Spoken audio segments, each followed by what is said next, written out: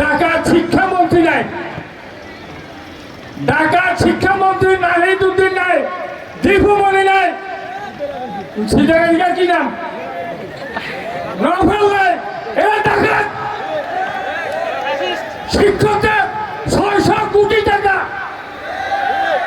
আমাদের গরিব শিক্ষকদের 600 কোটি টাকা। যদি কোথাও কেউ খরচ করতে হয় আমাকে বলবো, আমি করবো। তোমরা কাজ চালিয়ে যাও এবং ভবিষ্যতে আগামীতে এই স্কুলের রেজাল্ট যারা বিগত সনকে অতিক্রম করে যারা ভালো করতে পারে, তার যারা A+ পাইবে তাদের জন্য উনি একটা বিশেষ পুরস্কার রাখবে, সেটা উনি ওনার মুখে ঘোষণা করবে। শুধু উপস্থিতি প্রিয় শিক্ষার্থীরা, পরীক্ষার হলে আমাদের মতো শিক্ষকরা তোমাদের পরীক্ষার কেন্দ্রে দায়িত্ব পালন করবে।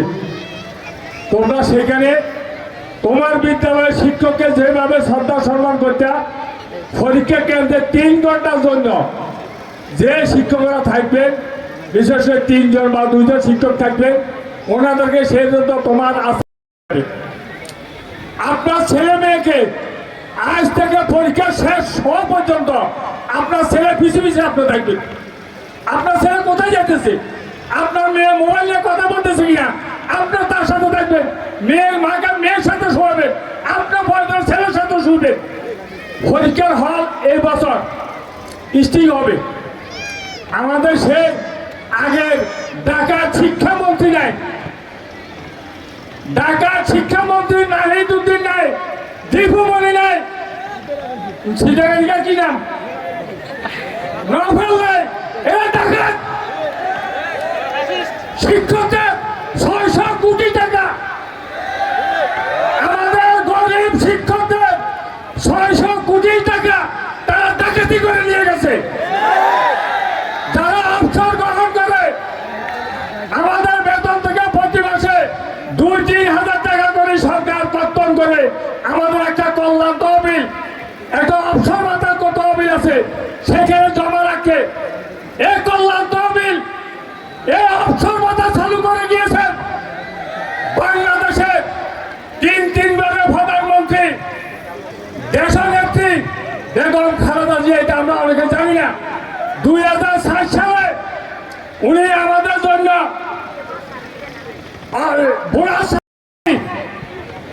তারা প্রথমে আমাদের শিক্ষার উপরে আঘাত আনিয়েছিল। 2023 সালে যে শিক্ষা পদ্ধতি চালু করেছিল, কোন ছেলে মেয়েকে আমরা ক্লাসে ধরে রাখতে পারি না। বাড়িতে যাই অভিভাবক বলে স্যার পড়া দেন না। এখানে সবাই শিক্ষিত, সবাই পড়ালেখা করছি। আমরা কি পড়া দেবো, বইতে কোনো পড়া নাই। যা আমরা ক্লাসে একদম আলোচনা করি তাই। ছেলেদের মেয়েদেরকে অবসর সময় তারা কি করবে, আমাদের অবসর সময় আমরা হাইডুডু খেলছি, কাবাডি খেলছি, মন্তুরুস খেলছি, অনেক খেলাধুলা। এখনকার ছেলেরা মোবাইল নিয়ে আসে, তারা কি করবে, তারা অপসংস্কৃতির মধ্যে ঢুকে গেছে। তাই এই শিক্ষক যদি আমার সঙ্গে শিক্ষকেরা আছেন, আমার সহকর্মীরা আছেন, সবাই জানেন অর্থাৎ এমন ছেলে মেয়ে ফাঁস করে, যারা ফাঁস করে আসছে আমরা ফর্ম ফিল আপ করাই, সে আমারও ছাত্র, কিন্তু আমাদের কাছেও লজ্জা লাগছে। এই ছেলে ফাঁস করছে, এই ছেলে A+ হয়েছে সারা দেশে, শুধু আমাদের এখানে তাই না, 100% পাস। হ্যাঁ, সব ছেলেকে ফর্ম ফিল আপ করতে হবে ইত্যাদি। তো এছাড়াও মিলন সাহেব খালেদা জিয়াকে বলেছেন, প্রধানমন্ত্রীকে বলেছেন যে ম্যাডাম, শিক্ষকদের এই দাবি যদি না মানা হয়, শিক্ষকরা মিছিল করবে, ওনাদের মিছিলের নেতৃত্ব আমি দেবো, কারণ এটা আমাদের নির্বাচনের ওয়াদা ছিল।